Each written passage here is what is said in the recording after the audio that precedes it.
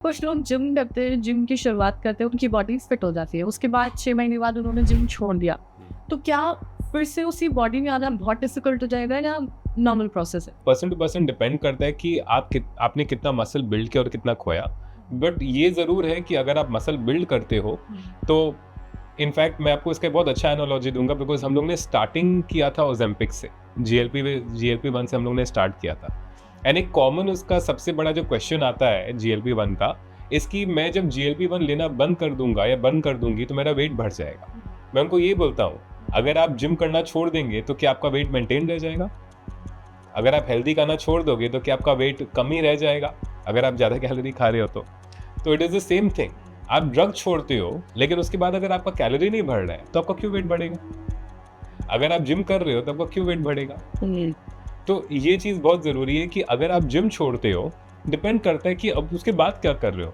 अगर मैं मान लीजिए जिम छोड़ता हूँ लेकिन फिर भी मैं रोज़ स्ट्रेच करता हूँ, तो टोनिंग करता हूँ, घर में थोड़ा बहुत मैं लिफ्ट कर लेता हूँ या थोड़ा बहुत ऊपर नीचे स्टेयर्स में मूवमेंट कर लेता हूँ, हो सकता है मेरा उतना मसल लॉस नहीं हो अगर मेरा फूड डाइटिंग अच्छा है।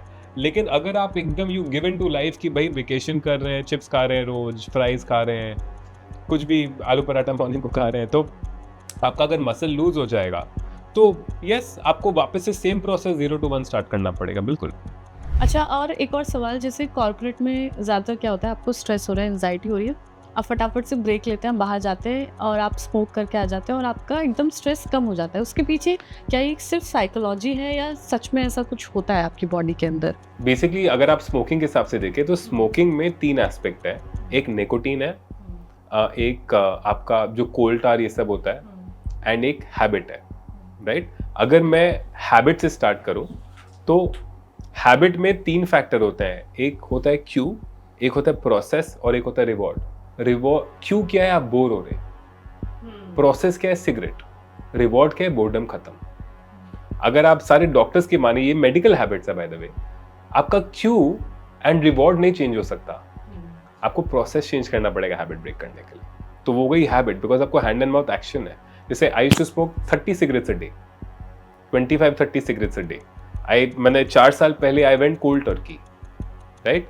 तो मैं अभी भी कभी कभी पेन पकड़ता हूँ तो मैं ऐसे पेन पकड़ता हूँ क्योंकि वो मसल मेमोरी में, राइट? तो एक हैबिट होती है। तो एक होता है कि स्मोकिंग का, मैंने हैबिट एस्पेक्ट के बारे में बात किया कि आपको हैबिट में रिलैक्सेशन मिलता है बिकॉज वो आपका हैबिट बन जाता है, तो it's a psychological thing. Now let's come to tar. Tar is very harmful for you, right? Tar कभी भी आपको कोई चीज में हेल्प नहीं कर सकता।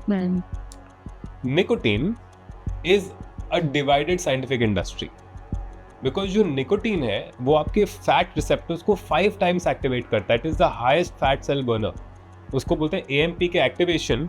जो निकोटीन होता है वो it is actually one of the highest fat Berners जो आपको मिल सकता है, बिकॉज 5 टाइम्स फैट एक्टिवेशन होता है एकदम सेल्यूलर लेवल पे। उसको AMP के एक्टिवेशन बोलते हैं, जो हम लोग माइस में या माउस में स्टडी करते हैं। तो उससे आपका फैट, आप देखेंगे जब भी कोई सिगरेट छोड़ेगा उसका वेट बढ़ जाएगा, बिकॉज उसका निकोटीन विड्रॉल होता है बॉडी से। तो जब आपने छोड़ा था तो आपका वेट बढ़ा? 100%। लेकिन मैं उस टाइम फिटनेस में था तो मेरा वेट सॉर्ट ऑफ समझ लीजिए कम नहीं हो रहा। जब आप सिगरेट छोड़ते हो तो उसमें निकोटीन का विड्रॉल होगा ही होगा कुछ महीनों।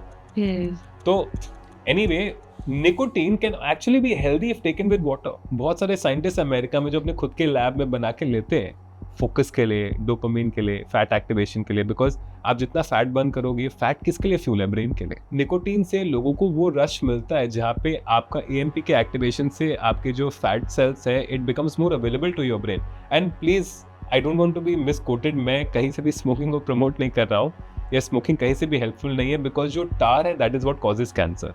आप देखिए, क्लिनिकल ट्रायल तो कर नहीं सकते, मैं तो आपको बुला नहीं सकता, आप एक काम करिए, आप 10 साल तक सिगरेट लीजिए, मैं फिर देखूंगा आपको कैंसर होता है कि नहीं। ये तो मैं कर नहीं सकता। हम लोग सिर्फ ऑब्जर्वेशन स्टडी से बता सकते हैं कि भाई होता है कि नहीं। Now it is without doubt the whole world knows कि most lung cancer patients and most heart diseases, लोग लंग कैंसर के बारे में बात करते हैं, हार्ट डिजीज के बारे में बात नहीं करते हैं, बिकॉज वो एक आपके वेसल्स को रिस्ट्रिक्ट करता है, तो जिससे आपको हार्ट अटैक्स होते हैं। तो smoking is the number 1 killer besides obesity.